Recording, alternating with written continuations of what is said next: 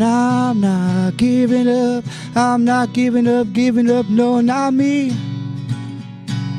Even if nobody else believes, I'm not going down that easily. So don't give up on me. Hey everyone, are you rad for Christ? You fired up for Jesus? Welcome back to another episode of Radical Christianity, the talk show that highlights God in action. I am Drew, your host, and it is a blessing to have you here today.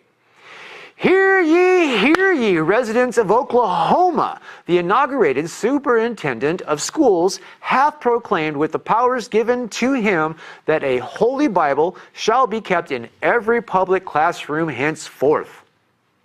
Well, that's one interpretation anyway, about a new mandate introduced by Oklahoma's top education official. Since guidance issued this summer, classrooms for grades 5 through 12 are now expected to have and teach from a Bible in each classroom, along with the Constitution, the Declaration of Independence, and the Ten Commandments. Man, who's on this school board? Is it Moses, Ben Franklin, and Thomas Jefferson? Really, though.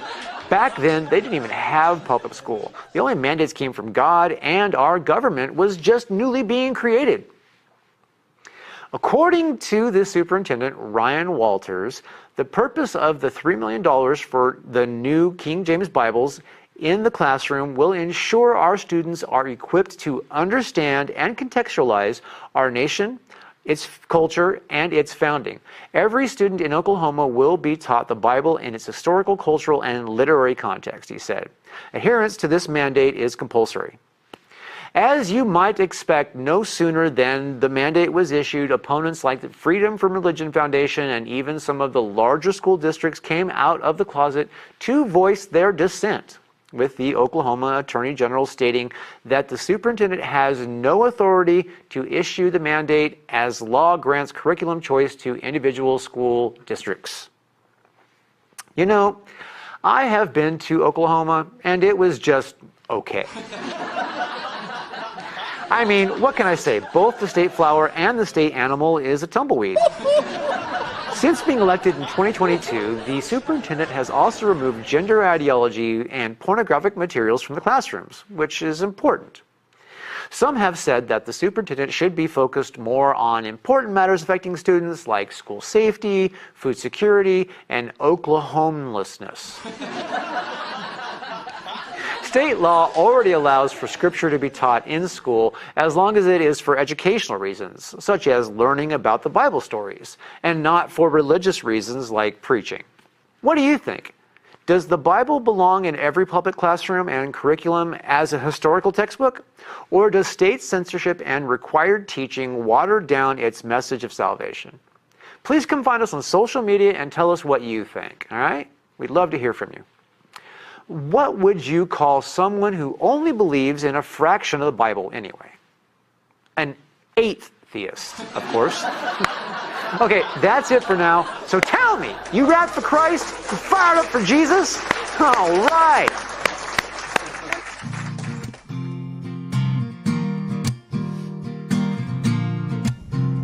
Ladies and gentlemen, this first guest is going to have a great story to tell, so let's have a huge, warm welcome for Flint Epps. Woo! Epps. Woo! Flint, welcome. Pleasure. Have a seat. Thank you. So, Here Flint, we are. welcome to Radical Christianity. I appreciate you having me. Thank you so Man, much. we're glad that you're here. So the way we do things here is we go from testimony to mission. So Okay. Please share with us how you met Jesus. Well, it was a pretty windy road, if that's all right. I was not raised in a Christian home. I was raised in an alcoholic home. And, you know, as you know, with a lot of people, that's a very tough environment. My father hated the collection plate at church. That's why we didn't go. And when my mother finally divorced him, she married 5 more just like him. So Jesus was not in our house, was not talked about in our house, was not talked about with many of our friends. So it wasn't something that I was aware of, although I knew in my heart from a young age there had to be more. There just had to be, right? And I think that's what allowed heaven to reveal itself to me, was the desire there has to be more, right? We can't go to work, come home to pay the bills, to, fight and get drunk, and there's got to be more to life than that. And in one of my years of ministry school, somebody mentioned heaven doesn't have the choice who it does or doesn't reveal itself to. It's those who earnestly seek. And I really think those prayers as a kid, just heartfelt, there's got to be more, allowed me to be where I'm at today. Right. All right, so you got to tell us more about that process. Yeah. So, like, how old were you? Were you at obviously you said your mom had so 6 marriages total, your mom? Yes. All before you moved out? Yeah, well, I kind of got tasked with keeping an eye on her, which was not fun as a kid. I'm not, it is what it is. She, I remember at 15 years old, 16 years old, she tried to take her life, and I had to take her to the doctor, and one of the things the doctor said was, Edwin Devereaux was the guy's name, I'll never forget, you have to watch her like a hawk so she doesn't do it again. And that kind of changed the course of my life, because I, as a young man wanting to date, because I watched her like a hawk and I could see the damage when I, as an auctioneer, I'll go to an auction with 1,000 people there, and I'll find her before the night's over. And I used to think it was someone that I was attracted to. I could just see the damage, right? Because of my childhood experiences, I got keyed in on seeing. I would find her before the night's over, the one that's going through the worst time of her life, and I think I'm attracted to her, and this is somebody I might be wanting to date, and that really, kind of messed things up a little bit. All part of the journey, right? Yeah. So during that process of knowing there has to be more, what really, and I'm 63 now, so it's been quite a process. It takes what it takes, but it's also, as we'll talk about in a minute, my fishing ministry, I go and take gentlemen from the rescue mission to the lake, and I tell them my story, which we'll talk about here in just a second. And when I tell them my story, they drop their guard because they know, oh man, you've been there, and they'll share me theirs. Right. And we have a chance to talk about Jesus, and more people have come to Christ floating in my boat out at Lake Kauai or somewhere because they know I've been there, right? So I think, Jesus didn't put me through those things, but he allowed me to go through them even though I didn't know him, knowing that there's a bigger picture. You just can't see it right now. Yeah. And so you knew that there was more to it, and Jesus was tugging on your heart. So when did you open up, let down your guard, and let Jesus in? Well, a lot of people they get offended by this, and I have to share it with you. It's when I said there has to be more, and it's just it's just a knowing. Some people have that intuition, some don't. As a young man, and I'm very visual, even though we're talking. If I imagine what my boat looks like, I can see it while we're talking. I'm just designed that way. And so at a young age, a young girl, I could see her, right? And she was telling me all about my brother Mike and my dog Sparky and about my life. And I was thinking, man, I was thinking, who the heck are you? And I just had that insight of, I had a sister named Lily. And it was, didn't scare me, right? It wasn't overwhelming. I just thought, she'd ask Mom if she didn't lose a little girl before Mike was born. My older brother, were 14 months apart. And so I asked her, and she turned ghost white, her jaw dropped. Who in the heck told you that? She did. And that was probably my first possibility that if she's in a heaven, then maybe Jesus is there also. I've heard of him, I don't know him, but that's what started the possibility there has to be more, right? So that was my first experience, my first spiritual experience, but I hung on to that with everything that I am, right? And, the journey took a turn with all of the chaos. There's no other way to go around it. The first time I experimented with drugs, I didn't have to feel anymore. And I spent a lot of years not feeling, a lot of years. And that kind of put me on the path that I'm on now, not knowing it. But I've been a big brother to the same young man. January 24th of this year, it's been 39 years. Same young man, he lives over the coast. He works at the men's institution over there. I was there the day he was born and still in his life. So if anything saved me, it was that young man, So I used to work for Conklin and Stevens in Kingsburg. We remodeled downtown Kingsburg, Swedish. I dropped a jackhammer and crushed my foot. And, we're skipping over a lot of years, but, time constraint. But this is where my life changed. I crushed my foot, and I didn't know anything about private investigators for workman's comp. I just didn't, right? But this private investigator followed me to Traver to buy drugs, right? And then he followed me to Divisadero School, where Josh was playing Little League, although he didn't know that, right? So here I'm on school grounds. I'm high, but meth in my pocket. And I'm not married. I don't have any kids. And I'm around a bunch of young boys. And this private investigator flipped his gourd. And rightfully so. I mean, and the fact that he gave me an option to this day is probably one of the best things that's ever happened to me. Because he said, I don't normally step out of the shadows, but we have a problem. And either you're going to take care of it right now, or I'm going to take care of it, and you're not going to like it. So I drove to the Par Center, which is a drug house. I drove there, handed my car keys. I was the only one not doing half of my prison sentence, so it was not a fun time for me. And I stayed there for 2 months. And during that time, don't ask, as much as I wasn't raised in church, I was not raised in any auction environments whatsoever. Everybody knows what it is, but I've never been to one. I'm not FFA. Just not part of my experience. And in drug rehab, there was a 17-year-old young man, and I tried to mimic a car auctioneer just on TV. Don't ask why I know why, but I tried to mimic the guy, and this kid said, man, you suck, but I know a guy if you want to learn how to do that. 17-year-old kid in rehab. And I said, man, I got nothing going, or I wouldn't be here now, would I? And he picks up the phone and calls the guy. And I hear the conversation. He said, yeah, I was 38, he was 17. There's a kid here trying to get off drugs, but he wants to be an auctioneer. He said, all right, I'll tell him. He wants to meet you when he get out. This young man lived his whole life across the street from a world champion cattle auctioneer. And I was not raised cattle. He said, but he wants to see you when you get out. So I go meet the guy. And he said, I got one deal for you. If you ever use again, don't ever come back here. So I did a lot of wax on, wax off work for this guy. He was running for a political position, so I put up all the signs all over Tulare County. He was seeing if I was going to stay clean. Right. And I did. It was something to do. I was lost, but I was still something to do. And so he took me to my first auction in Gustine. He said, you can either do it or you can't. There's no, if I sent you to auction school, it's like $5,000 for 7 days. It's not going to make you an auctioneer. If I sent you to quarterback camp, it's not going to make you a quarterback. You either have it or you don't.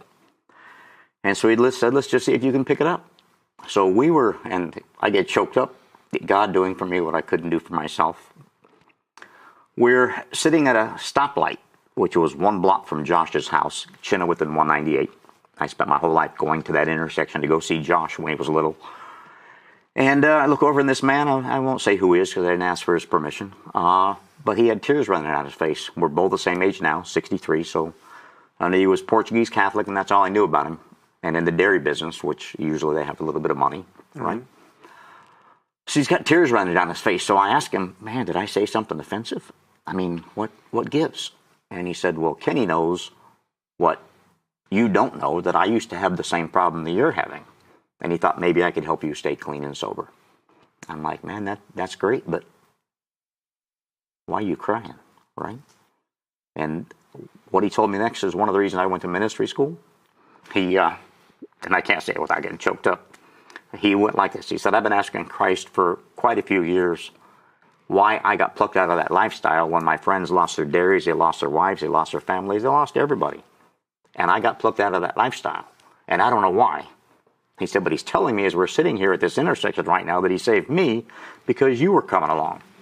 And I needed to be clean and sober when you crossed my path. And that's how I became an auctioneer. I've been doing it now for 29 years. And that's how I make a living. And the best part, I just found that kid that made that phone call 29 years ago. Never saw him again. I saw him for 60 days and that was it. So I found him and invited him and his wife to one of my auctions, although he didn't know that's what I was doing that night. And he just stood there and cried. The ripple effect of that one act of kindness, a 30-second phone call, and he was probably just bored at the time, but the bigger picture revealing itself. Right. For him and for me to realize 29 years later that phone call that he made changed my life, saved my life, but changed the direction of my life is big. It's huge, right? So I just found him and invited him, and I'm back in each other's lives. And I recently saw him at a golf tournament that I donated my time to do an auction for him. And he tells me something that, and I just thought he made a phone call for me and that was it. Well, Steve was 17, I was 38. He said, Flint, I want to tell you also that I'm mentoring young guys like you mentored me when we were at the Par Center. I'm like, what are you talking about? He said, you don't remember all the girlfriend, mom and dad problems I had, all the life? I said, yeah, but he goes, well, you mentored me for 60 days while you were there. And now I'm doing the same thing for young men that are coming up through the recovery process right now. And I just thought, man, you can't make that stuff up. Right? So it adds a little purpose to what we went through. And listen, I've tried many times over those years to try to get involved in a church or different. I've been listened to different speakers, and a gentleman named Timothy Berry. He came and spoke at the Vineyard Church over across from Fresno State. Yeah, and he was talking about sitting at the right hand of the Father, and I lost it because I can see what he's talking about. First time that I've met somebody, and he's half my age, a third of my age, but I could hear exactly what he was. I could see what he was talking about, and he had the Garden School of Ministry in Bakersfield at the Garden Church. And I signed up and went 2 years there and 1 year at the Vineyard here in Fresno. The best experience of my life. But that's kind of where that's where I found Jesus, right? And in ministry school, I prayed, I love auctions. I mean, to go from the Par Center, I'm one of Aaron Judge's auctioneers. I've sent me to New York a few times. And who would have thought? A meth addict would end up in New York City. They fly me there, put me up for a week on Times Square, and I sell 3 items, right? So, I mean, it's quite not something we can do on our own, but Jesus gave me a platform with the auctioneering. And so I prayed one night, listen, I love auctioneering. I mean, I love going to New York, but I'm a fisherman. Lord, I'm a fisherman. And I woke up in the morning knowing fishers of men and men who fish. It wasn't my thoughts. It's when I woke up, I just knew that's what I'm supposed to be doing. And in hindsight, I probably would have picked another name because there's 10,000, if not 20,000 fishers of men on the website. right. But that's what I'm doing. Last year, I had 831 vets and youth come through my fishing nonprofit. I'm at 753 right now. I'm organizing a trip to take veterans out of Morro Bay on November 20th. It's free. I've never charged ever a kid or a vet, and I never will. But I want to share my passion. Fishing saved my life as a kid. When life was chaotic, and it was a lot, I'd go fish, and life made sense when I'm fishing. And you do that long enough, which I did with that many stepfathers, and you get a little better at it. And so I speak fish language. I wouldn't go if I didn't catch fish. I wouldn't. When I realized that I only have to be smarter than a fish that has a brain smaller than a watermelon seed, it became personal, right? So I can teach that. I took over the fishing at Camp YMCA, and people are like, why are you, this is just a personal thing. I'm trying to do for others what Jesus did for me. Gave me a purpose, and that purpose, not just auctioneering, that gives me a platform to share Christ with people. Like what I mentioned, now you'll understand when I take someone to the lake, and we go fish and turn the boat off, and I share my story about how I ended up in drug rehab. They drop their guard. These guys from prison, these hardcore guys that probably would look at me and say, oh man, what have you been through? When I share my story, they drop their guard. Right. And so we have a saying that we catch them and God cleans them. Right? We expose them to Christ. And then we planted that seed. So fishing has been just a commonality that brings people together. I love it. Do you get rich at it? Absolutely not. And fishing is my part. I'm not the best at going out and finding sponsors, but God, He's provided this far. He's provided this far, and I couldn't be any more excited. It's given me purpose. And if so an example, at Camp YMCA, there was a young man there who was very proper, very polite, very kind. I asked him, who breathed life into you? This should be normal, but it's not. There's something about you that stands out. Who was it? And he finally shared that his mom and dad were drug addicts, and he was raised by his grandmother. And I said, there it is. It's your grandmother. So long story short, they have a ceremony where they tie different handkerchiefs, like Cub Scouts, around their neck at Camp YMCA, depending on how many years they've been. And it just so happens this was a gold handkerchief year for this young man. And I taught him how to catch smallmouth bass, and we clicked. It was just a nice young man, right? I think he was 16 years old. And so one of the counselors came down and said, listen, I've been here 33 years and this has never come up. But because they have a ceremony where they tie the scarf on, and if they're, you know, if they're Christians, you'd think they are, Young Men's Christian Academy, YMCA. Yeah. Then they have a prayer session, and so they came down and asked. He said, "This young man wants you to tie that scarf on him." And in 33 years, no one besides staff has ever done that before. What would you be willing? I'm like, well, yeah, let's go down to the dock. That's where I met him, and that's where we shared our life stories. And he told me about his mom and dad, and we just shared, you know, some history, and prayed over him and tied that gold scarf around his neck. It just gave some purpose to all the things that I've been through, right? Had I not had those experiences, I wouldn't have been able to share those with him and have him drop his guard and share with me about his mom and dad, which, you know, first he was a little reluctant to share those things, but I don't know. It's been a great experience, and you know, fishing, I think, for a lot of those young folks is going to do the same thing for them that it did for me. It gave them a peace of mind and a comfort zone where they can forget about life. Makes sense when I fish. It just does. I mean, all those things that happen, that's out of focus while I'm at the lake fishing. You know, I have a spiritual experience every time I go fish.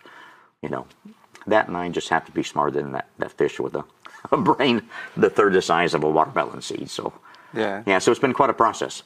And who would have thought a drug addict would end up in New York City and or owning a Christian nonprofit? But that's the journey. That's a journey. So that's one of the reasons I'm sitting in the chair today. I wanted to share that with you. And it is radical, right? Right. It's been a radical journey. We left a lot of years out, and that's, you know, there's no sense talking about. I've been going to AA and NA for a long time. It's the drunkalog. We don't need to share, you know, all of those things. Maybe on another show, right? But to go from being raised in that environment, and you know, that having my mother, when I mentioned she tried to hurt herself, I can now see people that are hurting. Right? It gives me ability to, you know, walk up and make contact, and you know, in fact, I did an auction Saturday night, and I could see a woman that was just, I know the family, that's all I'll say about it. And I mentioned, I'm really sorry what you're going through, and she just started crying, right? I said, because I know your husband, I can't say a whole lot more, but I can see it, and I'm sorry. And, you know, it's a blessing, right, to be able to walk up and just say, it's not the end of the story. You know, Jesus loves you, and it's not the end of the story. I mean, it seems like when you're in the middle of it, it's overwhelming, but it's not the end of the story.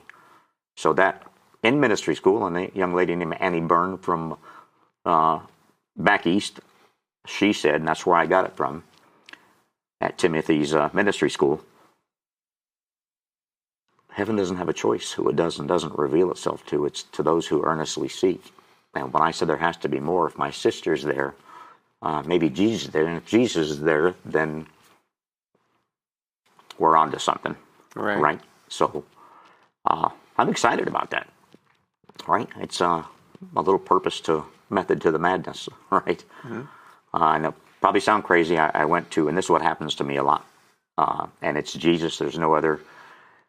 My voice is like this because I didn't have a valve in my stomach. The Epps men didn't have valves, so we have scar tissue on our vocal cord, like a smoker's voice. Mm. And so I was going to see a doctor about stretching out the valve in my stomach, in my throat. And I kept hearing, it's going to sound funny, Der Wiener Schnitzel, as I'm driving to have this because I got heartburn, right? But I know better than to argue with it. So when I'm done with this doctor, I go and sit, and it was 10 o'clock. They just opened the doors, and I'm wondering, why am I sitting in Der Wiener Schnitzel? And I look around, and I see a young man behind the counter. His name is Sebastian. And I hear that he has a younger brother, and he's not doing well at all. So I'm thinking, Jesus, how do I approach that young man over the counter and ask him about it? Probably 3 minutes later, he comes out from behind the counter, starts wiping tables down, and I asked him, Sebastian, you have a younger brother, do you not? And he got a little upset with me. You know, he dropped a couple F-bombs. How do you know my younger brother? I said, listen, we're getting out of control here a little bit. Of all the places I could be in the world, I'm here right now because Jesus told me that your young brother's not doing well, is he? And he started crying, said, he's a mess. And I said, well, I'm here to tell you that he's in the hands of Jesus. He's going to be okay. I did come here to tell you, man, your poor brother. I came here to give you some good news. You know, Sebastian and Seth. So somewhere along the line, there was some Jesus and their families. Mm-hmm. And so I shared that with him, and we, he quit crying. We talked about it a bit, and on the way home, and this is just what happens for me as I'm driving. A lot of times when I'm driving, all the way back from Hanford to Visalia, I watch Jacob's ladders, the angels ascending and descending, which is a beautiful sight for me, right? I watched that for 25 minutes in vivid living color as I'm driving, and it's a knowing, right? It's not like it's a movie playing in my head, but it was, I don't want to say it was a reward, but just a beautiful thing. And I like this example. There was a young lady, I was in a prophecy class with some of the people that you know, and there was about 40 of us, and as I was driving there, a young girl's name kept coming up, and I heard that you need to give her $300. I'm thinking, man, where does this end, right? But I know better than to argue with it. So, being 60, probably 60 at the time, I had the ability to go get $300 out of an ATM. And I took it, took it to the class, and when the prophecy class was over, like 10 o'clock on a Monday night, I asked who this girl was, and she told me who she was. And I said, do you mind if I bless you? And she said, you want to pray for me? And I said, not really. No, I'm supposed to give you $300. And man, she hit the floor crying, saying, that's not funny. That's not funny. I'm like, what do you mean that's not funny? And she said, if you're joking, that's not funny. Long story short, she was $300 short of going to ministry school in Pennsylvania. Global Awakenings, I think, is where she was going. And, she was a 20-year-old kid. That $300 is a lot of money. Mm-hmm. But she was short $300. And at midnight that night, ministry school registration closed. Long story short, she's in Pennsylvania, has found the love of her life. They're married, and that's where she was supposed to be. But to be able to be used in that way, right? For, someone that used to be, a drug addict and didn't want to feel. I love those things. I don't think there's anything in life more important than in those moments. It's just not. In my world, it isn't anyway. Right. I mean, I've got some big fish. Going to New York is great, but not, in those moments, this is a really big deal. Mm. Well, especially when it's real clear that God's using you. You know what I mean? Again, to use somebody, I'd be the last person I thought he would have picked. Not that I'm a bad guy. I just didn't want to feel. All it takes is to get picked is to be willing. Be willing. To be willing and make yourself available. That's all it takes. And I don't think a lot of people know that. Right? Mm-hmm. Well, a lot of people don't want to be picked. Yeah, and I think they hear from God. They just don't respond. Like, I could have not stopped and got that $300, and I could have not stopped and asked, hey, who's Michaela, by the way? It's the young lady's name. And, life would be a little bit different, but so even with this auctioneer, a world champion cattle auctioneer, I've never been to an auction in my life at that time. He took me to a Portuguese celebration and said, I got some good news for you, and I got some bad news for you. I'm like, all right, because the good news is you're here, right? The bad news is you're selling next. I'd never even attempted. I mean, this is a world champion guy that's, been selling cows his whole life, and he's the best in the world at it. And so I have to follow that guy. But I've never said no. And I'll never forget that day as long as I live, because, I'm saying 5, 5, 10, 10, and I went back to 5, 5, and that's as good as I was at the time. And he said, listen, you got to keep going forward with the dollar amounts. And then he told the Portuguese community, this is his first day, buy the stuff. And they spent hundreds of dollars on stuff they didn't need to make me feel better. But no matter where this young man stuck me, whether it's selling cows or whether I've never said, I won't try it. And so he had faith in me. He had faith in me. In fact, this Saturday I'll be selling the livestock at the Fresno Fair. I've been doing that about 25 years now. I spent last Saturday selling all the small animals, the rabbits, the chickens, and who would have thought? I'm not an FFF guy. I wore shorts and tennis shoes. They're like, where's your boots and your hat? I'm like, not all auctioneers are cowboys. Some are fishermen, right? I'm a fisherman. I wear this shirt. I'm a fisherman, all right? Fishers of men and men who fish. And so it's been quite a journey. And, and I'm just glad that a lot of people give up. I could have gave up very easily, right? And to step out of the world of drugs. It's a lot for. So I'll share this. There was, I believe, 18 men in the house that I was in at the Par Center in Porterville. And we all had one commonality. The father that they could see beat on them, right? There was no love in the house. There was no affection. There was no role model other than getting wailed on. So to believe in a man that you can't see that loves you, when the man that you could see beat you and abused you, was a leap, right? I mean, it's a leap for a lot of people, but especially people, some of the best friends I have today went through rehab. They're sensitive, genuine people that life doesn't make sense, especially if you're raised in a home by an alcoholic or a drug addict. Like, you don't have a choice. You don't have a chance. And so that was the common theme with all of the men in that home. And it stuck out like a sore thumb. They all had, issues with their father. How do you trust a man that you can't see when the one that you can see wailed on you? And that was a leap for a lot of men. So I think that's part of the commission, right? Is showing them that, a Heavenly Father, His love is, and it's just hard. You have to have experienced it. I think a lot of people, lust and love kind of motivate them the same way, so they get lost or get tripped up in, it feels good. And all right, well, it's been great having you as a guest. Right. We're out of time, but thanks for coming and sharing your testimony and talking about your ministry. And let's have you back sometime and do some follow up and dig a little deeper. How's that sound? I would love to do that. It'd be more than a pleasure. Drew, thank you so much. I'm honored to be here. We have a saying here, and that you're definitely rad for Christ, definitely fired up for Jesus, and we love to see that. God bless you, Flint. God bless you. Thank you so much. Thank you. All right. Never.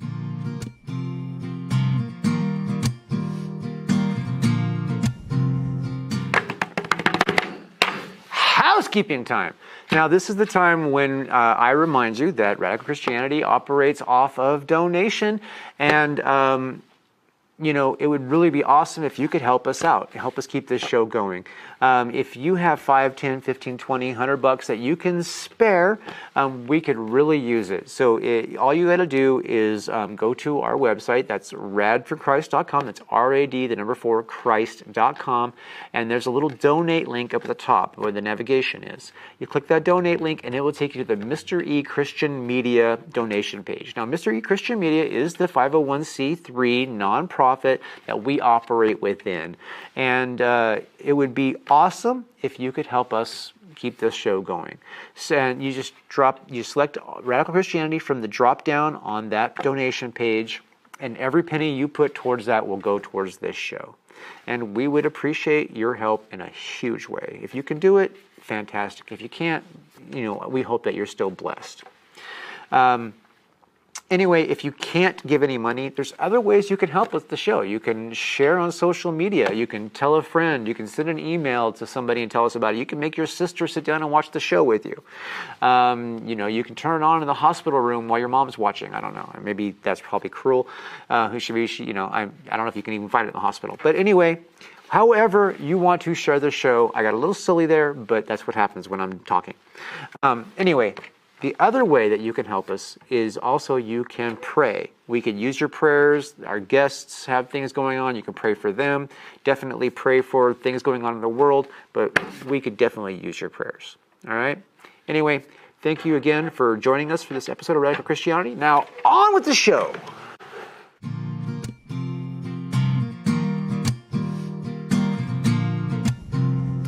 Ladies and gentlemen, this next guest is a return guest. He's a good friend of mine, so I hope that we give him a huge warm welcome. So let's hear it for Ted Laurent. Would be me. Yeah, it would be. All right, sir. Hey, have a seat.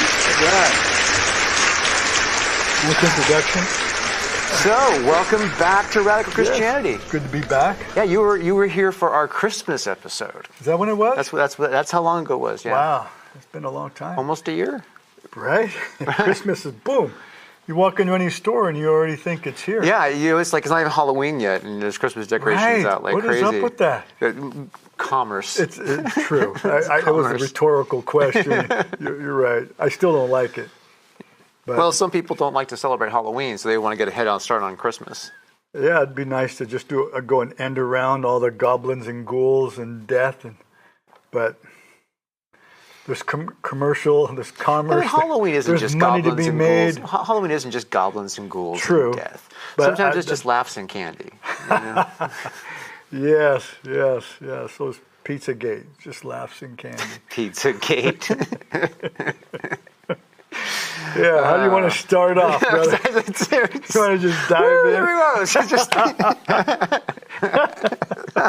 Well, yeah, you asked me to come. You are my friend, and we both love Jesus. Yes, and this is radical Christianity, right? There's. And I'm sure everybody's going to pick up that you're a lot more politically extreme than me. So it's that's okay. I've been called worse. So I'm sure you have. I'm sure I'll be called worse again. So, at some point, but as you know, we are trying to find the common ground so that we can all work together and save this sinking ship we call America. And Christianity is what will save it. It's what established it. So it's what the material you use to patch the leaks, because it's the material that the boat was made out of. Yeah. That's about the simplest way I could put it. Well, I mean, the important thing for me is that I don't mix my faith and my politics, because politics can be very divisive. Well, politics is divisive. You know what I mean? Right. And well, it doesn't have to be. It just, you know what I mean? It just is, because people want to use politics to, to get what they want, and they don't care about what you want. They only want what they want. You know what I mean? So, like, if they can get you to agree with them, then they like you. If they can't get you to agree with them, then they don't. That's the thing that's been going on now, and it's gross. Well, unfortunately, there's truth to that. But the sad part is that the political arena is the public forum for the moral debate. That's where it's held. So if we take ourselves out, then we better brace ourselves for the legislation of immorality, since we don't have a voice on legislating morality. Well, obviously no one's suggesting that we take ourselves out. It's, but we have to make sure that while we participate, that we don't participate in the division that's created. That we don't make walls, we tear them down. That we're not drains, that we're fountains. Yeah, that's it. I stole that line from that movie, The Forge, by the way. That's very good. Take them. I like what Plato said, and my water is going to keep bugging me here. Plato said that the price good men pay for their indifference to public affairs is to be ruled by evil men. And our Christian foundation was based just on that. And we were called a Christian nation by our founding fathers. Of course, leaders today, especially those that don't want Christian influence, they don't want that knowledge out there. They don't want people to think that we were a Christian nation, because that's something we can go back to. Well, that's why they argue our leaders were deists and secularists, which is just not true. Well, I mean, not all our founding fathers were Christians. Some of them were atheists. But the purpose that established the initial pursuit of life in this country was freedom of religion. That's why most people started coming to the colonies, so that they could actually worship the Bible, and meet and congregate and learn and pray together, which wasn't allowed so much before. At all. At all. Most of them were coming out of the Church of England control. That's why they didn't want any part of state-run religion. That's the limitations in our Constitution. I love the line that and I don't even know who they were. I should look that up, since I'm going to quote their line.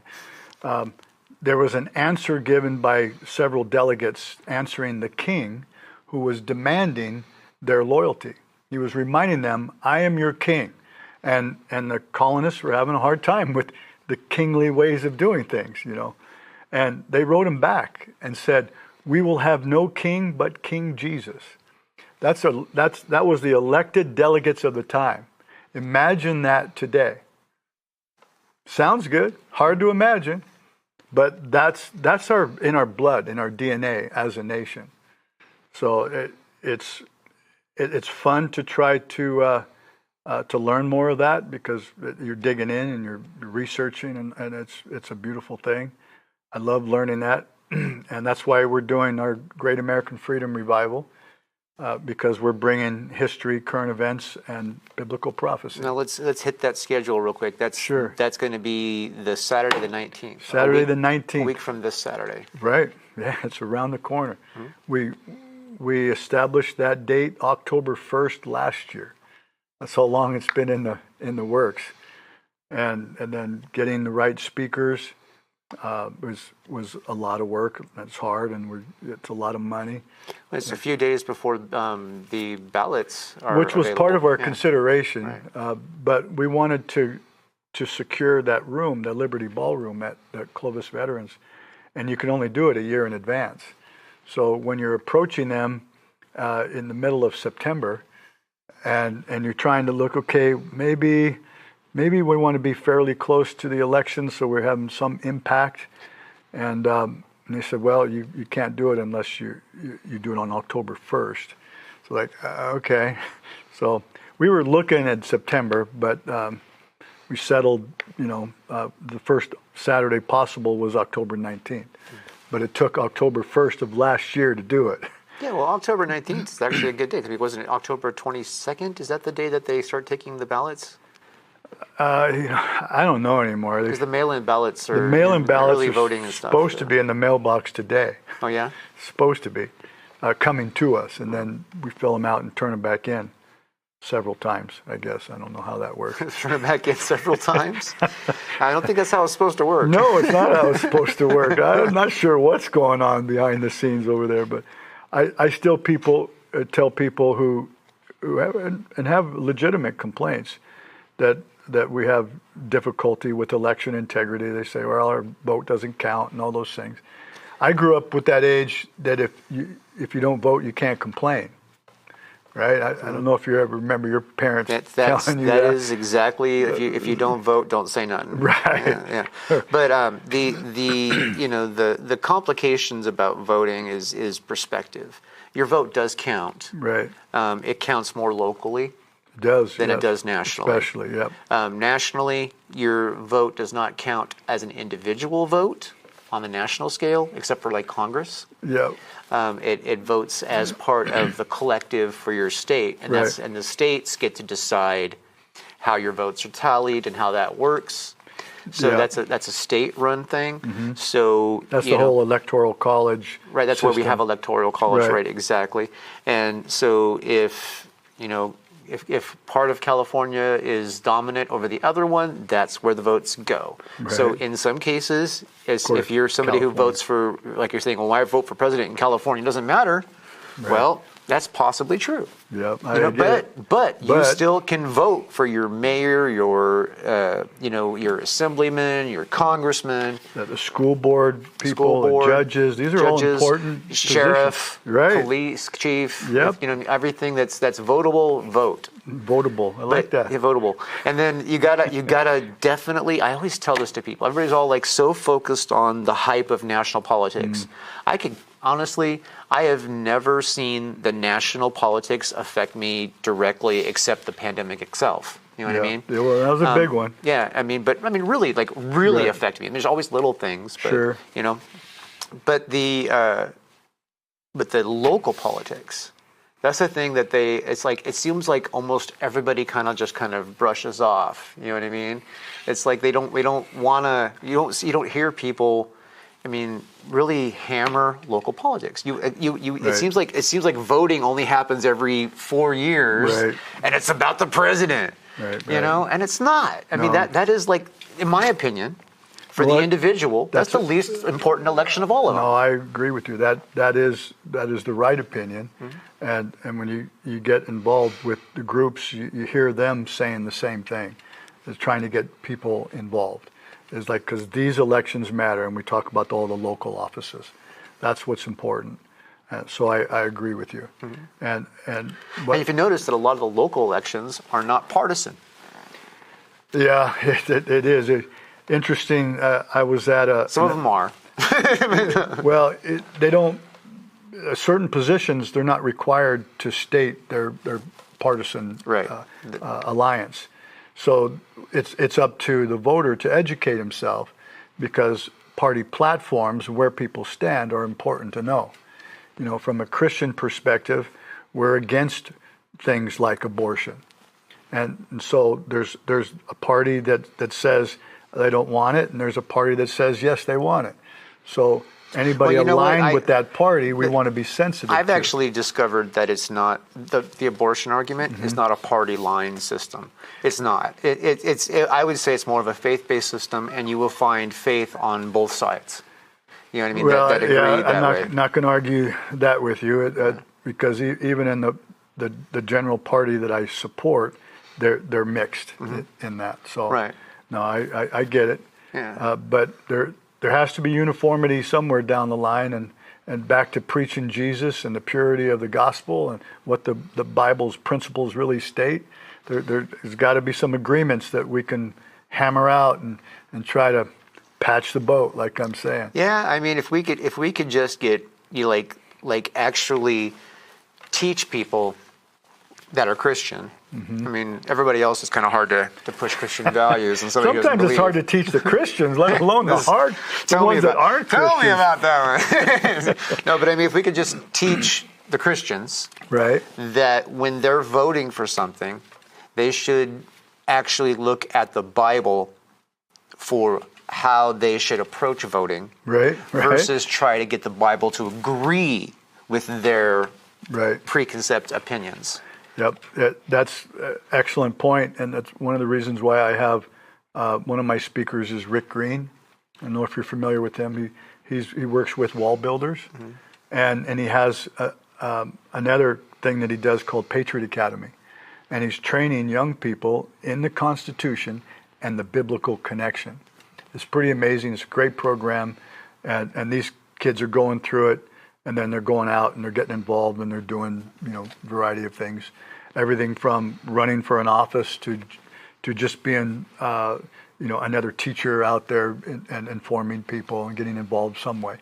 So anyway, we don't all have to run for office. If we did, that would be kind of funny. It would be funny. Well, that ballot Everybody is long. got one vote. Everybody got one vote. How did that happen? Right. How would that ballot look, too? Page after page. I'm looking for Ted. Where is Ted? He's in here somewhere. Or everybody's just a write-in. How many John Smiths are on this ballot? Yeah, right. That's true. It'd be John Smith. Well, there's John Smith Jr. Oh, there we go. Oh, that's too funny. That's why we can't do that. No, it's kind of ridiculous. Yeah, but if we could still get people involved, that's key. Taking ourselves out of that has been a problem, and I link that to the idea of the separation of church and state, which was a lie. That's not what the founding fathers had wanted at all, and they just kind of handpicked a sentence out of a private letter and then created a whole issue about it. The separation of church and state is simple as the government is not supposed to say this religion is for everybody. It's supposed to be that simple. Exactly. It is that simple. And then it's been twisted and tweaked and the. You're being kind. Well, no, it's okay. It's been treated like toilet paper. All right. Now we're getting closer. But the point is that a lot of people will use law and constitution and what this forefather thinks and apply it to all the forefathers, and everybody I see that there's too much deception, too much misleading discussion, too many people trying to take advantage of those who are not educated voters. I have sat in classes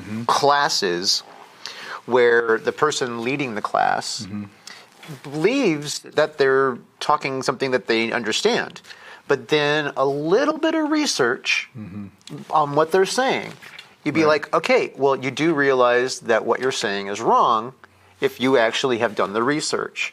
And then I find out, when I talk to the person who's leading the class, is that they're just following a doctrine that they were given, and they're paid to do it. Right.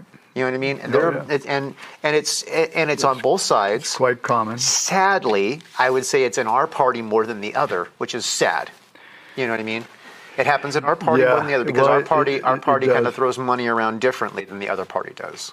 but they both throw money around. No, both sides are guilty. Right. Our side's worse. That's the sad Yeah. part. No, I am not going to claim any holiness to my side.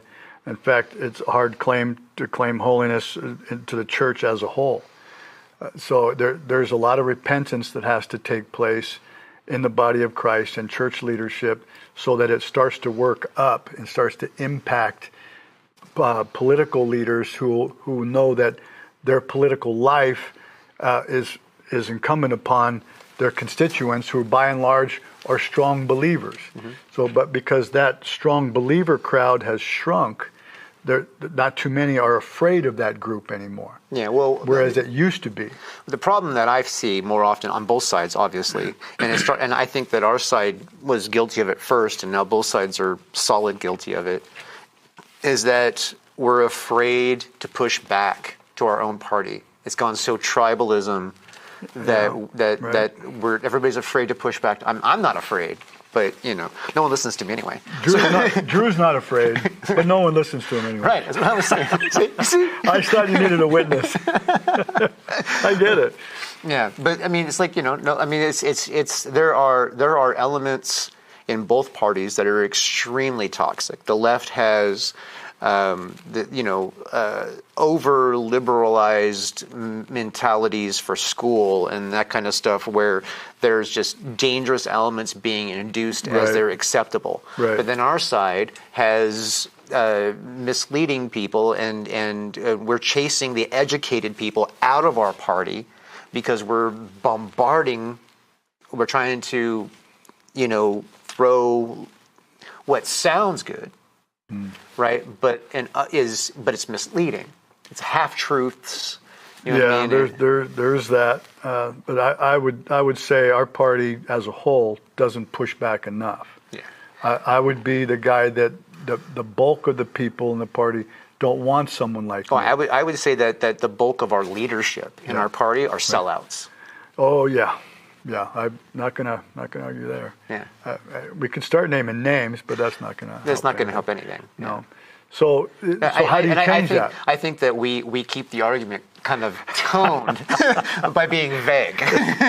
Probably better that way. We're making a bigger point because if we start being specific and all that kind of stuff, we're going to turn people off. We're going to tune them out. So let's unpack that a little bit from our Christian perspective. Right. So how do we fix that? Because if we see something broke, so in my mind, being a preacher, I go to the scriptures. Lord, how do we fix this? And I always go back to, or feel like the Lord takes me back to 2 Chronicles 7:14 all the time. It's that simple. If my people, he doesn't say if the liberals, if my people will humble themselves and pray and seek my face and turn from their wicked ways. And then I always have to go, wait, time out. Lord, but we're washed by the blood. How are we wicked? Because we're inherently wicked. Because that's what he says. Mm-hmm. And he says, because if we do that and turn from that wickedness, then he will hear from heaven, forgive our sin, and heal our land. And so I always say, recognize that the truth goes both ways, right? That's a truism. So if our land needs healing, and I've never met anybody in America that would say, no, our land's just fine. Everything's just hunky-dory. No, our land needs healing. So why? Because he's not forgiving us, because he's not hearing from heaven, because we're not turning from our wicked ways, because we haven't learned how to seek his face, because we're not humbling and praying enough. Well, yeah, that's that big picture. That's most of us. Right. What I mean, and it's going to be hard to push that argument to people because a lot of people will be like, oh, yeah, that sounds great. But then they're going to go home and turn on something that's going to... Yeah, that's exactly it. That's to me, the great sin is not abortion. It's not all the sexual deviancy stuff. It's not the transgender stuff. It's not the border stuff. Not drug abuse. It's not corrupt politicians. I think those are all symptoms of the great sin. They are. Exactly. They are. The great sin is our own believers, even the radical Christians. We have a tendency to be complacent. And that's why, as a whole, we're probably the most biblically illiterate generation in in our nation's history. Well, I'll make a clear point. So that's good. I wouldn't want you to muddy it up. Right, you know what I mean? I'll make a real clear point. The amount of money that is donated to political stuff versus the amount of money that is donated to faith-based stuff is vastly different. If you are going to throw billions of dollars at politics and peanuts, if anything, at faith-based organizations, there's something wrong. Well, we do have some things wrong. You know that. You can see it in our culture. Up is down, and well, I know that because I see how many people throw money at politicians that are going to lose their election. Obviously, yeah, you know what I mean. Yeah. And then and won't give money to a faith-based group home. Yeah, you know? Yeah. Unfortunately, there's some of that. There's a lot of that. I but wish. You know why that's that? Because it's the devil's planet. The devil's a prince of this world. He is. So who do we listen to? And if we get back to taking care of ourselves and doing the mandates that the Lord had for us, therefore not needing the government to be doing this stuff, we might not have to be trying to throw more money at politics. On the political arena, the government itself, because it wasn't that way in the beginning. The government has gotten so big and bloated, and it's literally funding the things that the church used to do. We had orphans, and we took care of the widows. We had plans to do that. The problem we don't there, have that anymore. Well, the problem there is because the church isn't getting the money to do it. If the church had, let's be real, if the church had the funds, if the church as a group had the funds to take care of orphanages and all that kind of stuff to where it was so taken care of, the government didn't have to do anything, then the government wouldn't.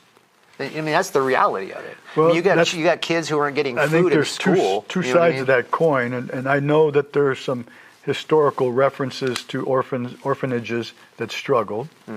There was. And was it the orphanage's fault? No, I would say that the churches weren't supporting enough. So then that does open the door, but that doesn't change the responsibility of the church. If you look at them today, you can go into any huge church campus, you take your pick, especially in the bigger cities, massive cathedrals and millions of dollars worth of stuff. And yet all they're doing is funding their services and maybe a few outreaches or a food closet or something, but not to the extent of the mandates that were given us in the originally. Yeah, well, most churches have a substantial part of their budget that goes to ministry or that kind of stuff, but their mandate isn't about, necessarily, like their church's mandate isn't about feeding the homeless. The church's mandate is about, feeding the soul, getting more people converted. And, so they do support ministries as well, because obviously that kind of stuff, but they don't go all the way. That's the dilemma. We can't put that kind of stuff on the church as if it's their responsibility. You don't think so? No, we could, but it's going to be a failure. I mean, it's immediately going to be a failure. It's like just logic of how things work on this planet. We're asking it to fail at that point. That is why why the government has stepped up and said, okay, well, we're good. And again, these are things that passed through Congress. You know what I mean? With both sides. Saying, okay, this makes sense, let's do this. Back in a day when people could agree, I see it a little bit more of the state wanting to do it and the church then saying, okay, fine, you do it. I don't see it like that. I see it like the church in some areas being able to handle it. I sat on the other side of the pews. Yeah. Well, I'm just saying, some people, like there are, again, you go from area to area, it's different. That's another problem. Yeah. Is like some areas, the church can and does do it. But most of the areas, it doesn't. Well, let's take for example, just we're talking about children at like an orphanage. We don't have those around anymore. So now we have the foster care system, which, and I have daughters that have been in it. So I love their heart and what they're trying to do. But I also see the horror that happens within the foster care system. And movies and books can be written about many of those horrors. Yeah. And But there were because- horrors about orphanages too. Let's not make orphanages sound like they were like these pleasant, like No, but I'll we had take the children horrors. starving and Well, you know, all I kinds don't of know. violence and you know what I mean. Yeah, I'll take the horrors over a bad orphanage over than the stuff that's going on in the foster care system. And we can arm wrestle over that at any time. Yeah, not my right arm. No, that one hurts. Wait, my left arm hurts too. So, All right. thumb wrestle. Oh man, I'm sorry, man. I love messing with you, and it's good seeing you and talking with you. Well, it's good that we have these discussions. I mean, because you and I, we agree on most everything. We do. Most everything. There's a few things we don't agree on. We but- need Jesus. Yeah. Everybody, you need Jesus. That's a good place to start. Yeah. And you need to go out to his event on the 19th, That's another good place to start. you know. And if you don't agree with everything that they're saying, that's fine. Just like, you know, ignore the knobs. And they just let them get their turn, you know, get it, knob, turn. Anyway, and then, you know, Boom. yeah, I can't help myself. The Right. low-hanging jokes, I just go after them. Right.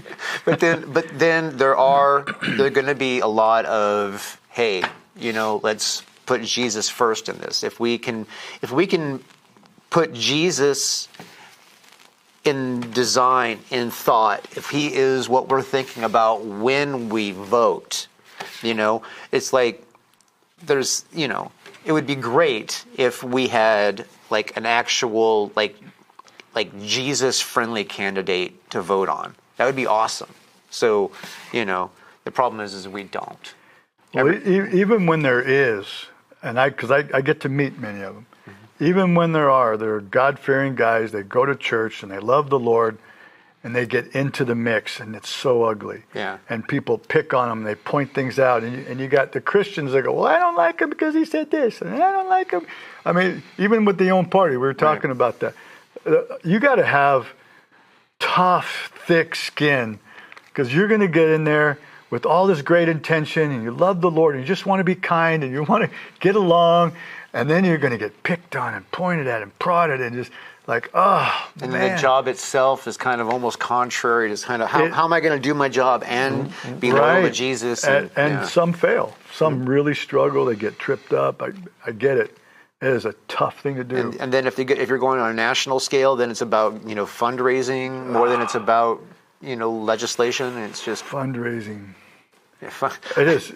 I'm trying to do it for my event too, and I'm Yeah. trying to do a good thing, you know, but it's hard. Yeah. Well, I don't like it. I have a real hard time raising money for Jesus. Yeah, and it shouldn't be. It shouldn't be. But Right. you know what? I mean, it's annoying because I see money going in places it shouldn't go. But it's, you know, it's not my money. So what am I supposed to do? Right. I agree.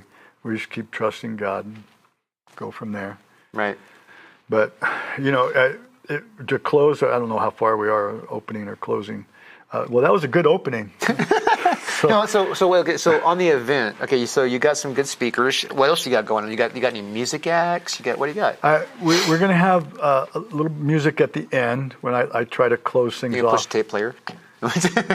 Maybe if the guy I have in mind isn't there with his guitar, then you do what you do, right? We do have one of our team members. You may know Tammy McMahon Gorin. Yeah, sweetheart. She's awesome. And she sings the national anthem for us, and then like we'll probably be singing Amazing Grace and, you know, How Great Thou Art or something like that at the end. But It's always good to start off with a little worship, you know what I well, mean? it would be awesome. We're starting off with prayer for sure. It's hard to get speakers in a conference setting. If it was a church, more of a church setting, I think we work that in easy, especially if you just have one speaker. But when you have 2.5 speakers, I'm the half. Only half a speaker? Yeah, only half a speaker. I'm intentionally only going to be speaking for 20 minutes to just try to set the table. Wait. 20 minutes? Now you sound like one of my team members. I just know you. They're all the same thing. They're going to be standing there with the hook, ready to pull. Okay, Ted, that's 20. You can have a rope tied around your ankle. And you're like, hey. They've all joked about that. I think that's funny. All right. They know you too. All right. Good point. Fair. But that's my design. That's my hope. to set the table for them, and I'm getting some young people involved. I talked with a gal who heads the local Turning Point, so she's out there meeting with kids in college campuses and stuff. I have a pastor's son that I'm talking to, and I have another young man I'm waiting to hear back from. I got 3 different spots outside of that original opening prayer that Pastor Jim Franklin is going to do for us. I have 3 people that I want, young people specifically, that are going to pray before each speaker. Nothing long, just enough just to keep us mindful of what we're here for and keep searching and seeking the Lord. But I want young people to do it so that the audience, who will primarily be older, I want them to see, wow, there's hope.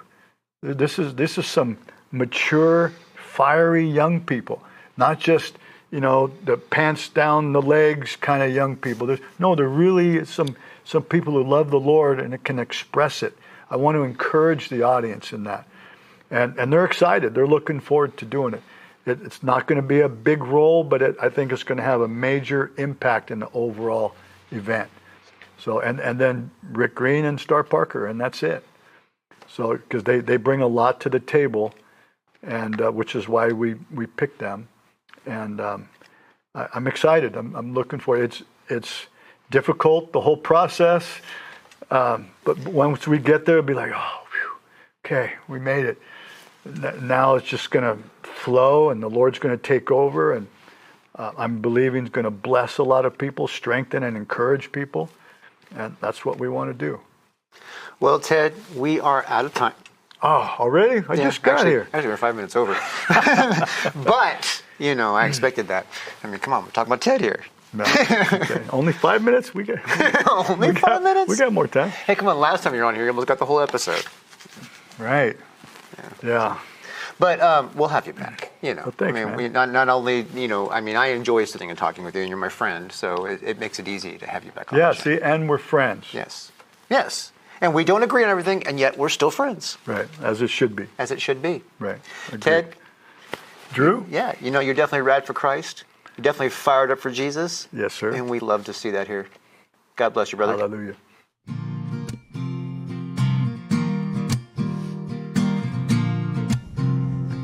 Ladies and gentlemen, thank you for joining us for another episode of Radical Christianity.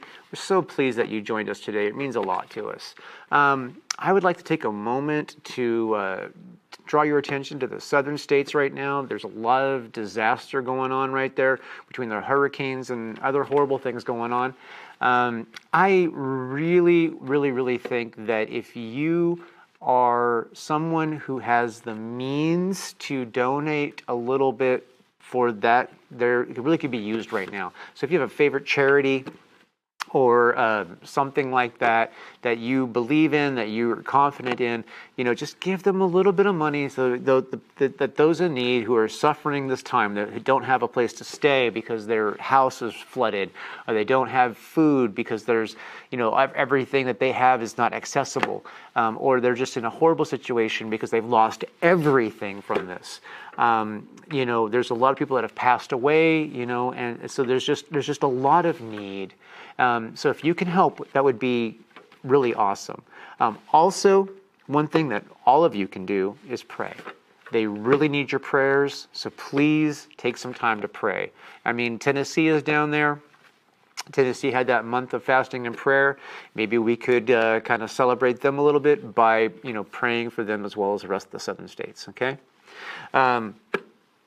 Also, I'd like to reach out to that person right now who's watching, who is feeling that tug of Jesus on their heart.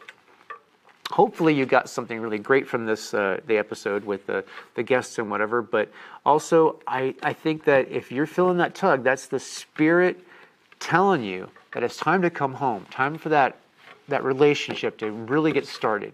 And, if you're ready for that relationship with Jesus, all you got to do is just talk to Him and just say, hey, Jesus, I need you. Way I'm doing things is not working. I want to lay down my way, take up your way. I want to be the person that you've designed me to be. And, if you say something like that to God, it doesn't have to be those words. It doesn't have to be formal. There's no written script you have to say. All you got to do is just talk to Jesus and speak from your heart, right? And if you did something like that while watching this show or because of this show or watching a rerun of this show, we would love to know about it. So if you go to our website, radforchrist.com, that's RAD, the number 4, Christ.com. We have a form on there called Got Saved. Fill out that form, and I'll be able to send you a Bible and a little gift to let you know that we're so pleased that you've joined the family of God. Also, on our website, we have an Ask a Question form. So if you have a question about the show, our guests, the Bible, myself, our crew, your math homework, we're going to do our best to try and answer that question for you. Also, on the website, there is a prayer request form. So if you have something that you need prayer for, please let us know so that we can help out and pray for you in that need, okay? What I really want you to know is that we are here to serve.